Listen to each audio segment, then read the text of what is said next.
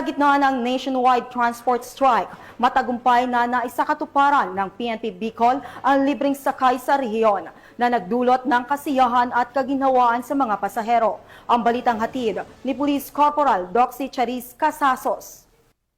Isa na nitong Setyembre 18 taong kasalukuyan ang programang libreng sakay ng Police Regional Office 5 sa pamumuno ni Police Brigadier General Nestor C. Babagay Jr., Regional Director sa iba't ibang bahagi ng rehiyon bilang tugon sa 3 araw na nationwide transfer strike. Bilang bahagi ng serbisyong publiko, inihanda ng Police Regional Office 5 ang humigit kumulang 122 na sasakyan na gagamitin para maghatid ng mga pasahero na naapektuhan ng tigil pasada.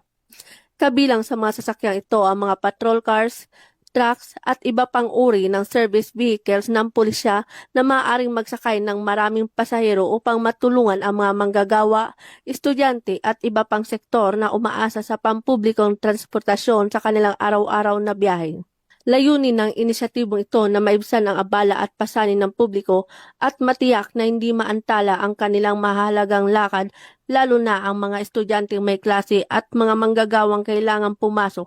Dagdag pa rito, tiniyak rin ng ating kapulisan na ang mga biyahe ay ligtas, maayos at walang bayad bilang bahagi ng malasakit at serbisyo para sa sambayanan. Mula dito sa Bicol Region, ako po inyong PNN Correspondent, Police Corporal Doxy Charis Casasos, alagad ng batas tagataguyod ng Balitang Pulis.